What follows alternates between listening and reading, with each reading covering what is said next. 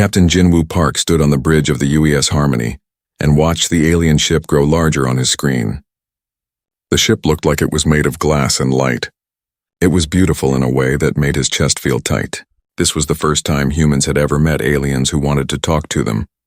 "Captain, they are sending us another message," said So-Young Choi from her seat at the communication station.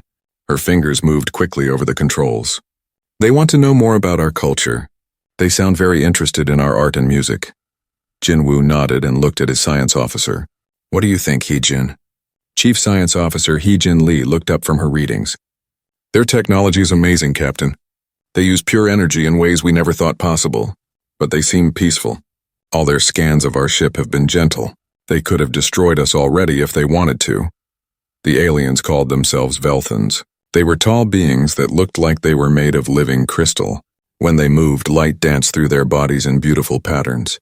They spoke in musical tones that made the translator work hard to turn their words into human language. For 3 weeks, the two ships had traveled together toward the human colony of New Jeju. The Velthans said they wanted to see how humans lived on other worlds. They seemed excited about everything human. They asked about human families, human food, human dreams. They wanted to know why humans sang songs and why they made art. "Captain," called Tactical Officer Dong-hyun Kim, "we are getting close to New Jeju. The colony is sending us welcome messages. They are very excited to meet the Velthans." Jinwoo smiled. New Jeju was one of humanity's best colonies. 50,000 people lived there in beautiful cities surrounded by forests they had planted themselves. The colonists had worked for 20 years to make the planet perfect for human life. Children played in parks. Families grew food in gardens. Scientists studied the local animals and plants. The leader of the Velthan ship was someone called Velthara. When Jinwoo talked to Velthara, the alien's crystal body would glow with soft blue light. Velthara said the Velthans had been watching humans for a long time. They were impressed by how quickly humans learned and how much humans cared for each other. "Your species is very young," Velthara had said during one of their talks, "but you have such strong feelings for your families and your children. This is rare in the galaxy. Most species lose this as they grow older and wiser." Jinwoo had felt proud when he heard this. Humans did care deeply about their families. They would do anything to protect their children and their loved ones. The ships reached New Jeju on a bright morning when the planet's sun made everything look golden. The colony's capital city of New Seoul spread out below them like a jewel. The buildings were white and clean. Green parks dotted the city like emeralds. Children could be seen playing in schoolyards. Governor Min Ho-yoon met them at the spaceport. He was a kind man with gray hair and warm eyes. He had helped build New Jeju from nothing. His wife Jisoo and their 2 young children stood beside him. The children held flowers to give to the aliens. "Welcome to New Jeju," Min-ho said to both the human crew and the Velthans. "We have prepared a celebration to show our friendship." The Velthans seemed delighted. Velthara's crystal body glowed brighter than Jinwoo had ever seen. "We are honored to see how humans live and grow," the alien said. "Your children are beautiful. Your cities are full of life and hope." The celebration was held in the main square of New Seoul. Thousands of colonists came to see the aliens. Children sang songs. Artists showed their paintings. Cooks prepared special food from Earth and from New Jeju's own farms. The Velthans walked through the crowds, their crystal bodies catching the sunlight and throwing rainbows everywhere. They seemed fascinated by everything. They watched children play games. They listened to old people tell stories. They smelled flowers and tasted human food. Jinwoo stood with his crew and watched the celebration. Hee-jin was taking notes on how the Velthans reacted to different things. So-Young was recording everything for Earth to see. Dong-hyun kept checking his sensors, but they showed nothing dangerous. "This is a good day for humanity," Jinwoo said to his officers. "We are not alone in the universe anymore." The celebration went on for hours. As the sun began to set, Governor Min-ho called for everyone to gather in the square. The colonists formed a large circle around the Velthans. Parents held their children. Teenagers held hands. Old people smiled and remembered their own first days on New Jeju. "We want to give you a gift," Min-ho said to the Velthans. "We want to show you the most important thing about humans."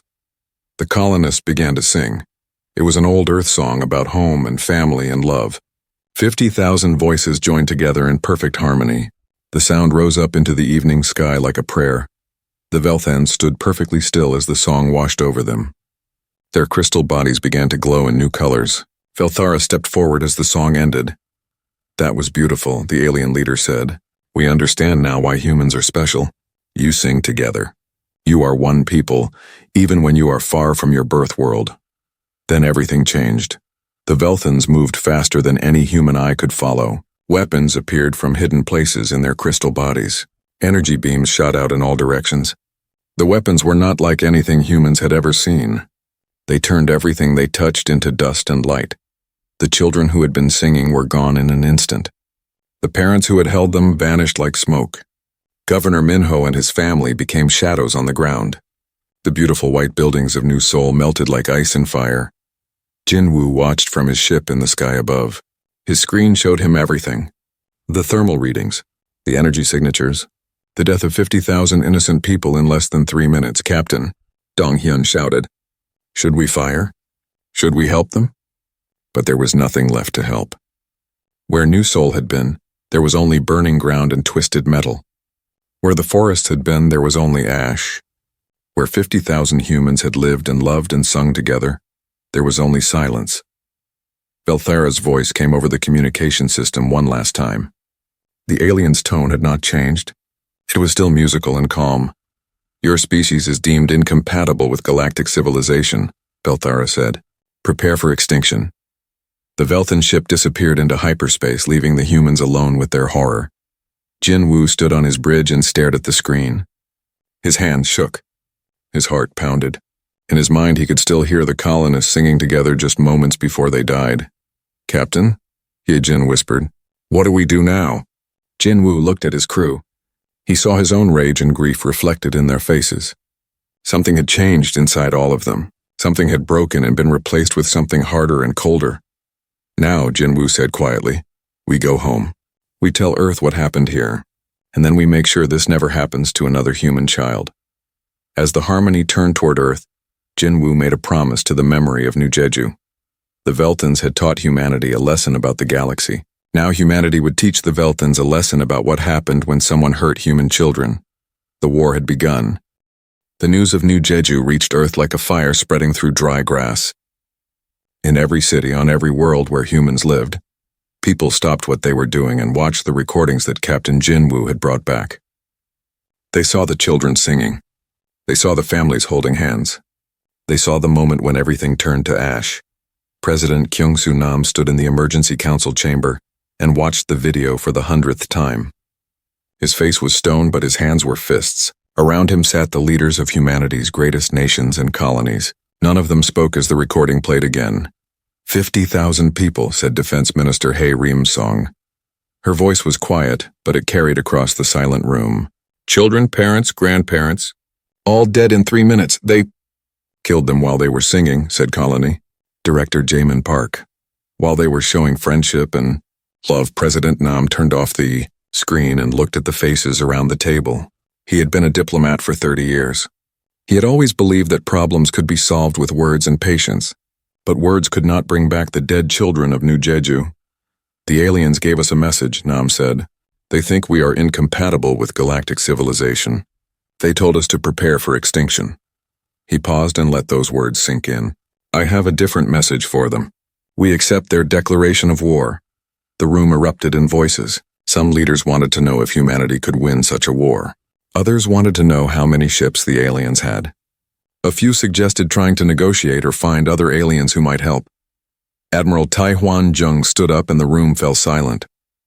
He was the head of Earth Space Forces and one of the most respected military minds in human space. His gray hair and steady eyes had seen many battles, but never anything like this.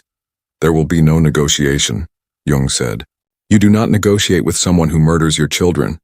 You do not find middle ground with someone who wants to make your species extinct." He looked around the room. "The aliens have shown us what they think of human life. Now we will show them what humans think of alien life." President Nam nodded. "Admiral Jung, you have complete authority to build and command our war fleet. Take whatever you need. Use whatever resources are necessary. The only limit is this. We do not stop until every alien that was on that ship is dead." Within hours, the transformation began. It was not just military bases that changed. It was everything. Factories that made cars began making weapons. Scientists who studied medicine began studying alien biology. Artists painted pictures of Earth to remind people what they were fighting for. Dr. Yoonji Song led a team of humanity's best scientists in studying the Velthon technology that Captain Jin Woo had managed to record. They worked 18 hours a day, sleeping in their laboratories, eating at their computers. Their energy weapons work by exciting atoms until they lose cohesion, Yoonji explained to Admiral Jung during one of his visits. It is very advanced, but it has limits. We can build shields against it. More importantly, we can build weapons that use the same principles. Engineer Woo Jin Kang was given a different task. He took civilian ships and turned them into hunters. Cargo vessels became missile platforms. Passenger ships became troop carriers. Even small personal craft were fitted with weapons and sensors. We need numbers, Woo Jin told his teams. The aliens have advanced technology, but humans have something better. We have anger and we have lots of ships. The civilian response was something the leaders had not expected. Ji-Hai Park ran the colony support organization that normally helped new settlements get started. Now she organized entire worlds to build weapons and train soldiers. Every human colony is now a fortress, she announced on the news broadcasts that went to every human world. Every human citizen is now a defender. The aliens want to make us extinct. We choose to make them extinct first. Captain Jin Woo found himself promoted to admiral and given command of the 1st Pursuit Squadron. His ship, the Harmony, was stripped down and rebuilt as a hunter-killer. New weapons were installed. New armor was added. New sensors that could track alien energy signatures were fitted throughout the ship. We are not the same ship that went to New Jeju, Hyejin told him as they watched the modifications being completed. She had also been promoted and now commanded the science division of the pursuit fleet. We are something harder now. Good, Jinwoo replied. The Harmony was built for exploration and diplomacy. But diplomacy is dead. Now we are built for hunting. The first alien hunters launched from Earth 6 months after New Jeju. They were not the sleek exploration ships of the past. They were brutal, efficient killers designed for one purpose: finding aliens and destroying them completely. But the pursuit was more than just military. Humanity had learned something important about themselves in the months after New Jeju. They had learned that when their children were threatened, they could focus their entire civilization like a weapon. Intelligence Officer Yu Jin developed new ways to track alien ships through hyperspace. She studied every piece of data from the attack, every energy reading, every gravitational distortion. She built computer models that could predict where the aliens might go next. They made a mistake, she told Admiral Jung. They let us see their technology work. Now we know how their ships move through space. We can follow them anywhere. Commander Sang-Min Lee worked with Yu Jin to build a network of sensor stations throughout human space and beyond.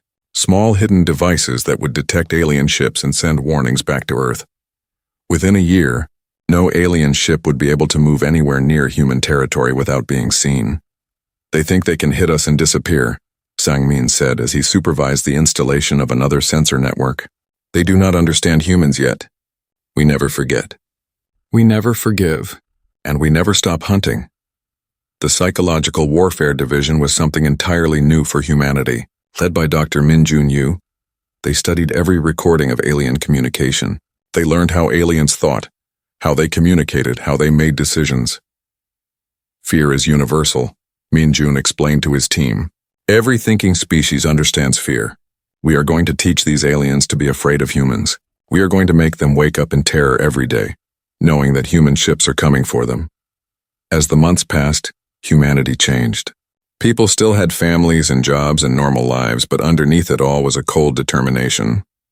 Children learned to build weapons in school. Parents trained for combat on weekends. Grandparents shared stories of Earth's old wars to teach their grandchildren about tactics and strategy. The aliens had expected humans to respond like other species they had attacked. They had expected panic, then negotiation, then surrender. Instead, they got something they had never seen before. An entire species that had decided to commit genocide in return for genocide. Admiral Jung stood in the command center of the New Earth Defense Fortress and watched the displays showing human ships throughout the galaxy. Red dots marked confirmed alien sightings. Blue dots showed human pursuit squadrons moving to intercept. The board looked like a game, but it was a game where the stakes were the survival of entire species. How long until we make contact with alien forces? President Nam asked during one of his visits. Soon, Jung replied. Our deep-range scouts have found traces of alien ships in 3 different systems. We are closing in. He paused and looked at the displays. When we find them, there will be no warnings, no demands for surrender, no mercy. We learned from New Jeju that these aliens do not understand mercy. And if they try to surrender, Jung's expression did not change. They had their chance to choose peace. They chose war instead. They chose to murder our children. Now we choose to end their species. The transformation was complete. Humanity had become something new, something focused and deadly. They had kept their love for their families and their children. But they had added something else. The absolute certainty that anyone who threatened human children would be destroyed completely. The aliens had taught humanity a lesson about the galaxy. Now humanity was ready to teach the aliens a lesson about what happened when you made humans your enemy. The hunt was about to begin. The first contact came in the Kepler 442 system, 18 months after New Jeju. Commander Sang-min, Lee was leading a patrol of 3 human ships when his sensors detected the familiar energy signature of Velthon technology. Contact confirmed. Lee reported back to Earth. 2 alien vessels, cruiser class. They appear to be scanning the system for habitable worlds. He paused, checking his readings again. They have not detected us yet. Admiral Jung's voice came back across the long-distance communication link. Remember your orders, Commander. No warnings, no mercy. Document everything for analysis, then destroy them completely. Lee nodded to his crew. The 3 human ships were new designs, built specifically for hunting aliens. They were fast, heavily armed, and covered in stealth technology, developed from studying Velthan energy patterns. The aliens had taught humans about their technology. Now humans would use that knowledge against them. All ships attack formation, Lee ordered. Target their engines first. We need at least 1 ship intact for study. The human ship struck without warning. Missiles and energy beams tore through space, hitting the alien vessels before they could react. The first Velthan ship exploded in a burst of crystalline fragments. The second ship tried to escape, but human weapons had been designed specifically to penetrate Velthan shields. Second ship disabled, reported Lieutenant Dal-Soo Kim from the attack ship Vengeance. Engines destroyed, weapons offline, but the ship is intact. Lee felt satisfaction flow through him. This was the moment humanity had been working toward for 18 months. Boarding teams, prepare for capture operations. Remember, we need their technology and we need prisoners for interrogation. The boarding of the Velthan ship was swift and brutal. Human soldiers wore armor designed to protect against alien energy weapons. They moved through the crystal corridors of the alien ship like hunters stalking prey. The Velthans inside tried to fight, but they had never faced anything like human soldiers motivated by the memory of dead children. Within an hour, the alien ship was secured. 3 Velthan prisoners were taken alive. Their crystal bodies flickered with colors that the humans had learned meant fear and confusion. Why do you attack us? One of the aliens asked through the translator. We are explorers, not warriors. We mean no harm to your species. Commander Lee looked at the alien prisoner with cold eyes. You mean no harm? Tell that to the 50,000 humans you murdered on New Jeju. Tell that to the children who were singing when you killed them. The alien's crystal body went dark. New Jeju? We know nothing of this place. We have not attacked any human settlements. Lee realized something important. These were not the same aliens who had attacked New Jeju. These were different Velthans, probably from a different ship or maybe even a different part of their society. It did not matter. You are Velthans, Lee said simply. The Velthans who killed our people said that humans are incompatible with galactic civilization. They declared war on our entire species. We have decided that your entire species is incompatible with existence. The captured Velthan ship was taken back to Earth for study. Dr. Yoon-ji Song and her team spent weeks taking it apart. Learning every detail of its construction and technology, they found star maps showing dozens of Velthan colonies. They found communication logs revealing trade routes and military positions. Most importantly, they found the location of the Velthan homeworld. They have 43 star systems under their control, Yoon-ji reported to Admiral Jung. Approximately 12 billion Velthan's total population. Their military consists of about 3,000 ships of various sizes.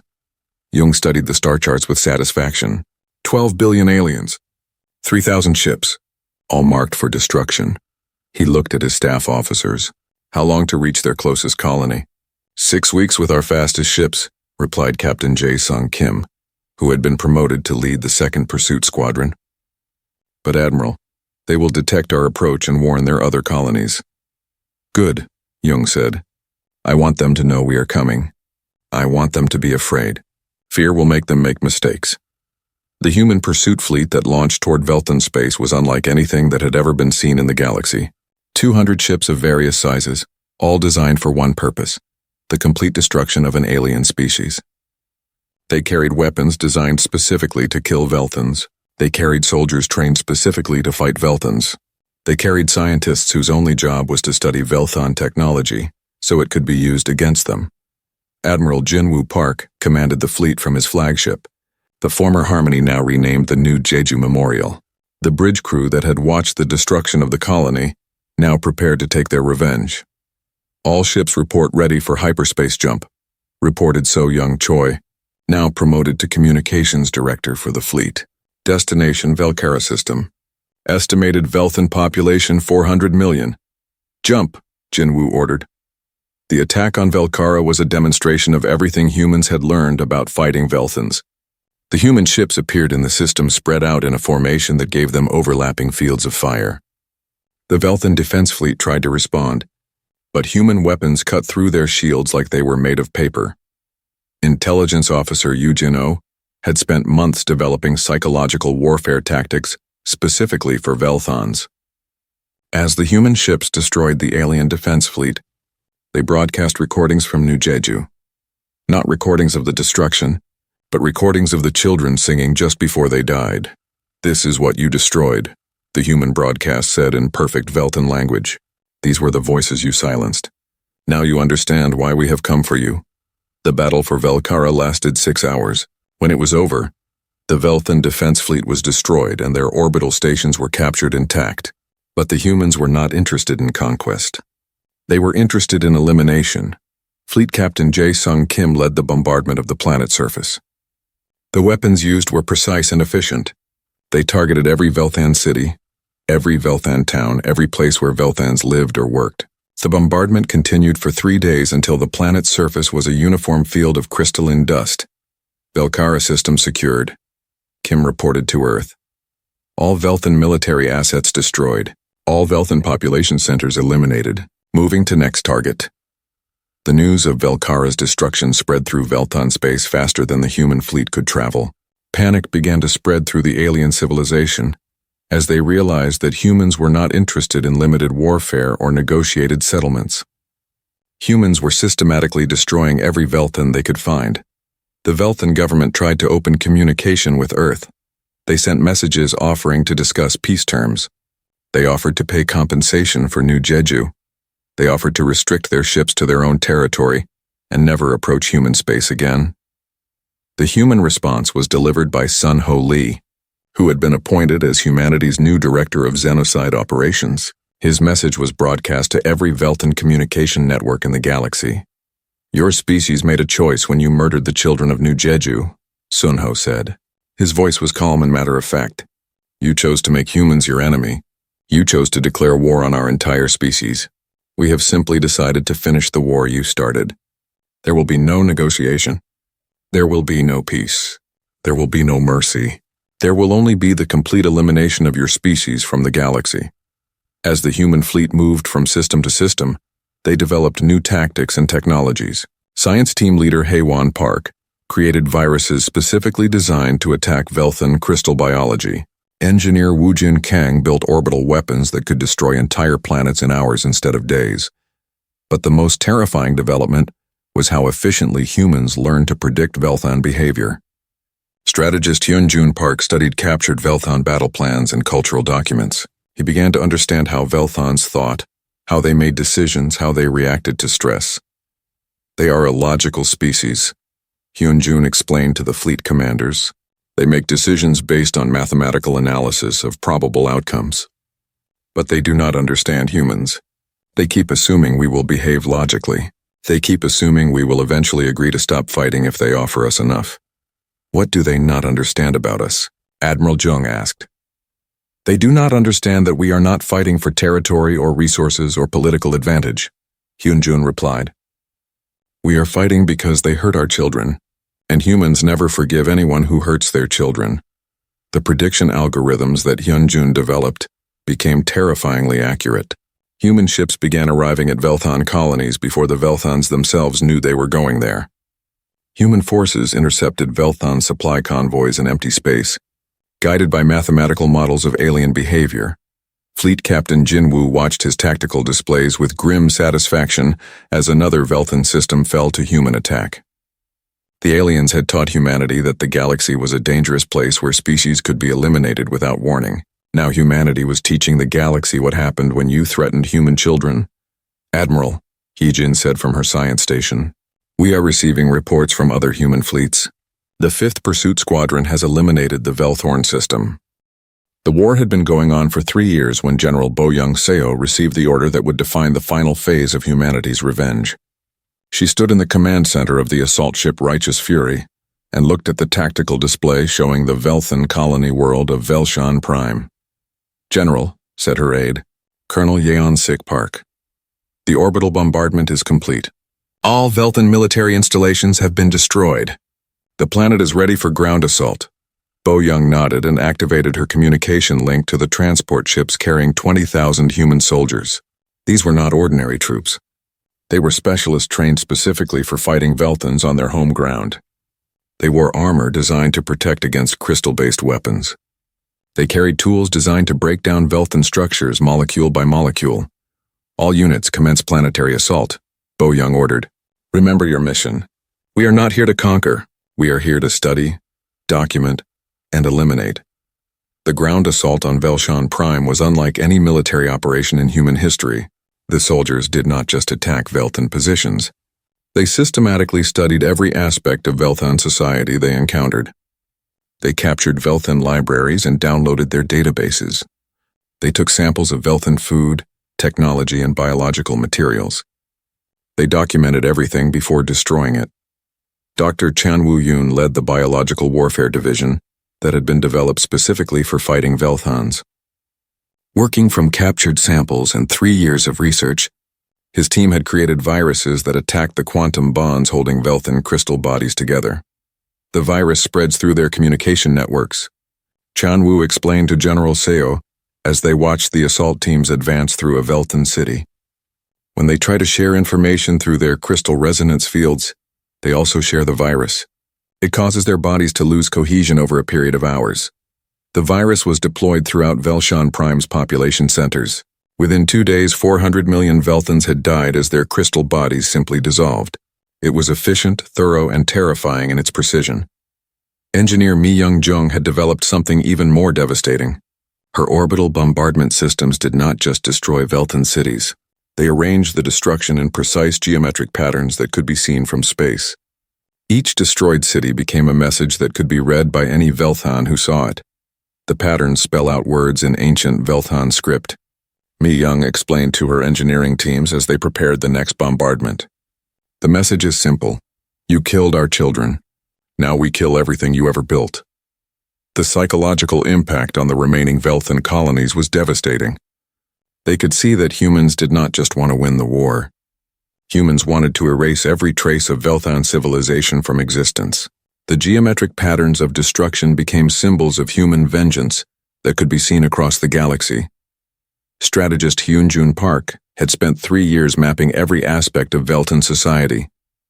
He knew their trade routes, their communication networks, their cultural centers, their hidden refuges. His computers could predict where desperate Velthon groups would try to hide.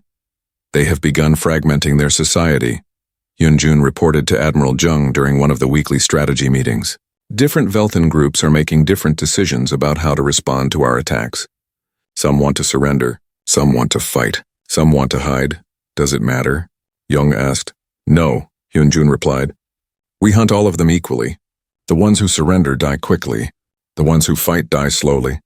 The ones who hide die when we find them, and we always find them.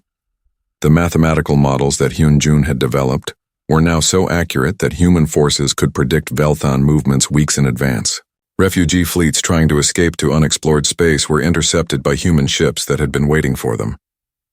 Hidden colonies thought to be secret were discovered and destroyed before they could send out distress calls. Captain Jun-ho. Kim commanded a special operations unit whose job was to ensure that no Velthan escaped human justice. His ships were equipped with the most advanced sensors and weapons that human technology could produce.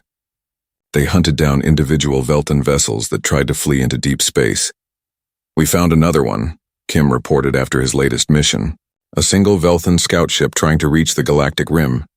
The pilot sent us a message before we destroyed him. He wanted to know why humans would not accept surrender." "What did you tell him?" asked Admiral Jung. "I played him the recording from New Jeju," Kim replied. "I showed him the children singing. Then I told him that his species had chosen to make children their enemies. Now children would be their doom. The human war machine had become something that terrified even other human colonies. Entire worlds had been converted into weapons factories that produced nothing but instruments of Velthan destruction. Scientists who had once studied medicine now spent their time developing new ways to kill crystal-based life forms. Artists created propaganda that reminded humans of what they were fighting for. But the most disturbing development was how normal the genocide had become for most humans. Children grew up learning about Velthan anatomy in school so they could fight them better as adults. Parents took their families to museums displaying captured Velthan technology. The complete elimination of an entire species had become humanity's greatest national project. Dr. Soo-Jin Park led the documentation division that recorded every aspect of the war for future generations. Her teams filmed every battle, interviewed every soldier, and preserved samples of everything Velthan that was destroyed.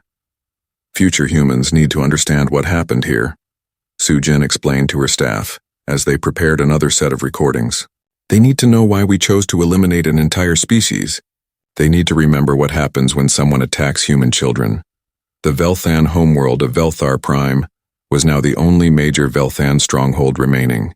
Intelligence reports indicated that the surviving Velthan leadership had gathered there, with the remnants of their military forces. They were preparing for a final battle. Admiral In Soo-jung was given command of the siege fleet that would end the Velthan species forever. 3,000 human ships surrounded the Velthan homeworld, making escape impossible. Every ship was armed with weapons designed specifically for this moment. "The siege will not be rushed," In Soo explained to his fleet commanders. "We will take our time. We will study their defenses. We will document their final attempts to survive, and then we will end them completely." The siege of Velthar Prime became humanity's greatest military achievement. Every tactical lesson learned from 3 years of hunting Velthans was applied to this final battle. Human ships moved in perfect coordination, guided by computers that could predict every Velthan response. Combat engineer Dalho Lee led specialized teams that landed on the planet's surface to disable Velthan defenses from within. They moved through the crystal cities like ghosts, placing charges that would bring down entire districts when activated. "The Velthans have built their cities around resonance networks," Dalho reported to Admiral In Soo. "If we disrupt the resonance frequencies, their buildings will collapse like houses of cards. Their entire civilization is based on harmonic principles that we can turn against them." Psychological warfare. Specialist Yeonhwa Kim had saved her most devastating attack for the end. As human forces surrounded the Velthan homeworld, she began broadcasting something that broke the spirits of every Velthan who heard it. "We are broadcasting their own history back to them," Yeonhwa explained to the fleet commanders. "We have translated every Velthan cultural record we captured. We are reading them their own poetry, their own songs, their own stories about their children and their families. Then we are showing them recordings of us destroying all of it." The psychological attack was more devastating than any weapon. The Velthans realized that humans had not just studied their technology and their military tactics. Humans had studied their culture, their art, their deepest beliefs and values, and humans were systematically destroying all of it. The final Velthan attempt at communication came directly from their highest leader, someone called the Crystal Throne. The message was broadcast on all frequencies and translated into perfect human language. "We offer complete surrender," the message said. "We will submit to any terms humans demand. We will give you our technology, our worlds, our resources. We will serve your species as slaves if you require it. We ask only that you allow some of us to live so that our children might survive." The human response was delivered personally by Admiral Jin Woo Park from the bridge of the New Jeju Memorial. His words were broadcast to every remaining Veltan in the galaxy. Your species asked our children to prepare for extinction, Jinwoo said. His voice was calm and final. We are simply fulfilling your request. There will be no survivors. There will be no mercy. There will be no tomorrow for your species. As the final assault on Velthar Prime began, humanity achieved something that had never been done before in the galaxy. They had turned the complete elimination of another intelligent species into a science. Every aspect of Velthon existence was being methodically destroyed, according to careful plans developed over 3 years of total war. Fleet Admiral Insu, Jung stood on the command deck of the UES Final Justice and watched 3,000 human ships move into their final attack positions around Velthar Prime. 4 years of war had led to this moment. 4 years of hunting, killing, and studying had brought humanity to the homeworld of the species that had murdered their children. All fleet groups, report ready for final assault, announced Fleet Captain Dalho Lee from his position at the tactical station. Bombardment ships are in position. Assault transports are standing by. Siege engines are fully charged. Insu nodded and opened a communication link to every ship in the fleet. On every bridge, human officers who had dedicated their lives to this moment waited for his words. Today we finish what the Velthans started at New Jeju, Insu said. Today we complete the promise we made to our dead children. There will be no prisoners. There will be no survivors. There will be only the end of the species that thought they could murder human families without consequence. The final assault on Velthar Prime was the most complex military operation in human history. It was not designed just to destroy the planet's defenses or capture strategic positions. It was designed to systematically eliminate every single Velthon on the planet while documenting the process for future study.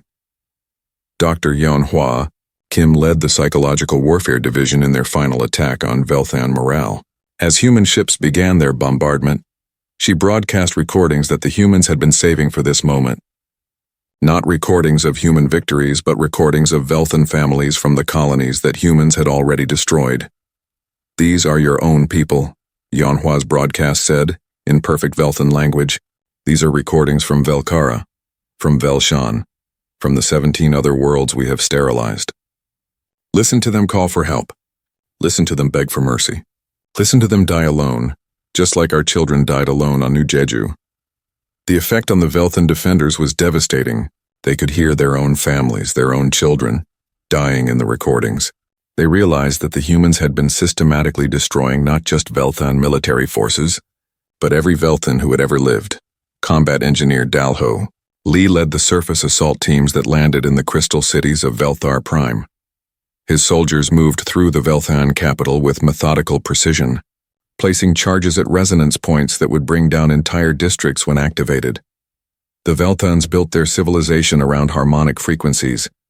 Dalho explained to his team leaders as they prepared for the final phase.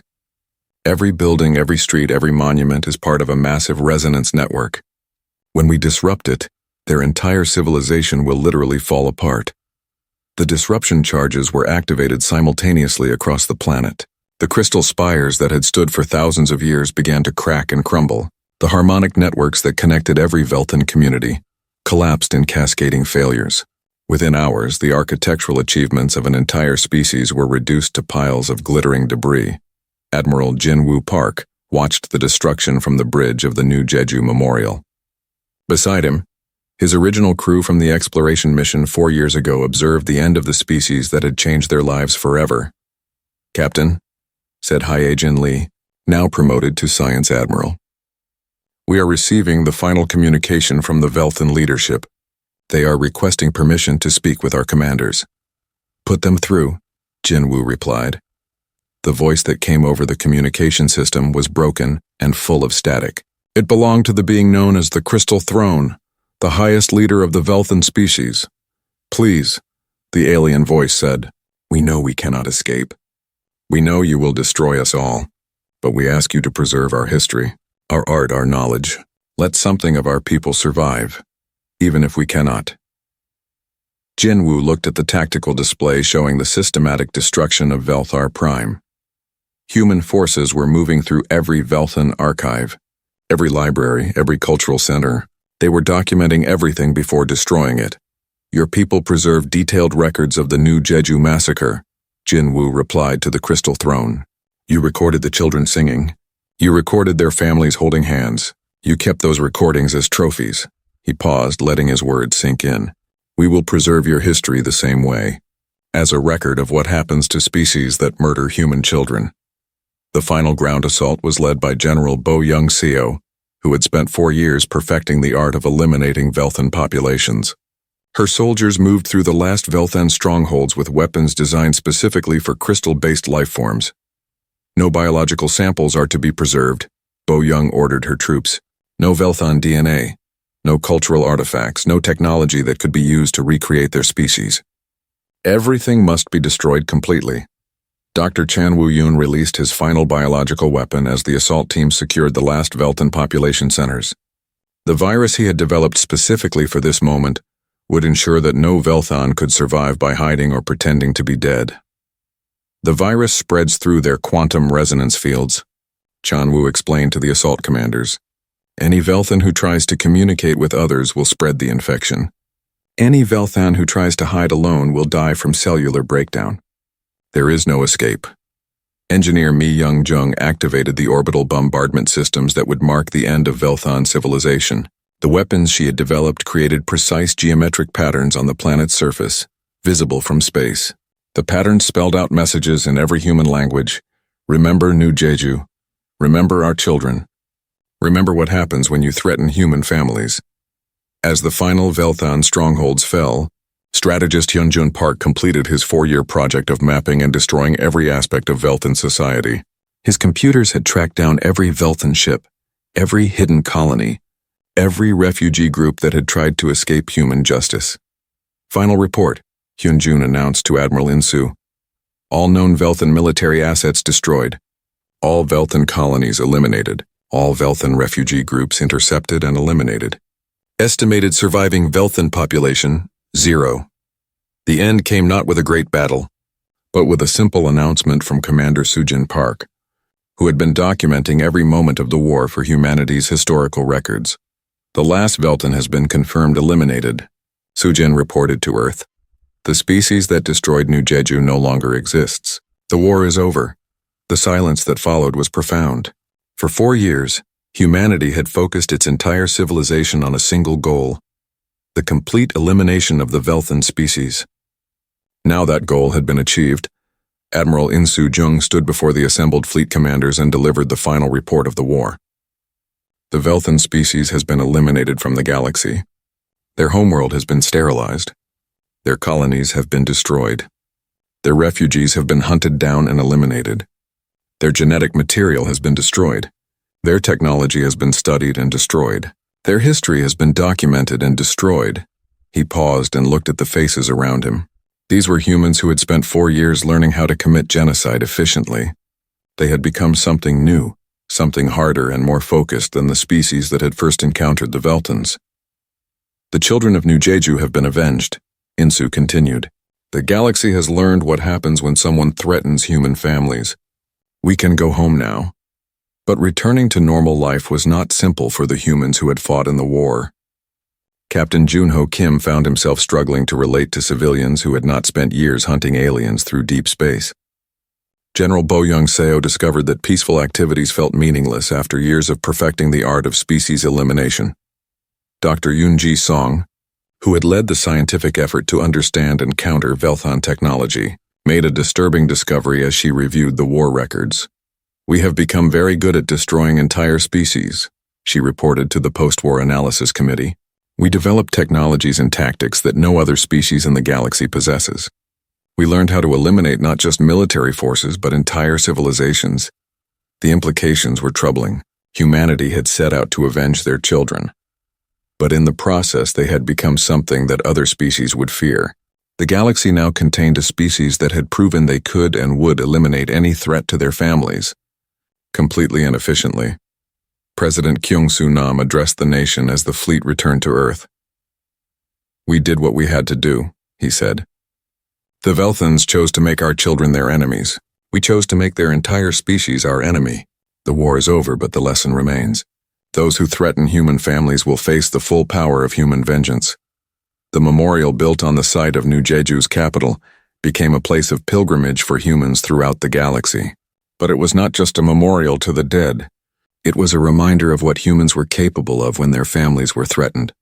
Admiral Jinwoo Park, now retired, stood in the memorial garden and read the names of the 50,000 colonists who had died 4 years ago. Around him, human children played in parks protected by the knowledge that their species would never again allow anyone to hurt them without facing total retaliation. The galaxy had learned an important lesson about humanity.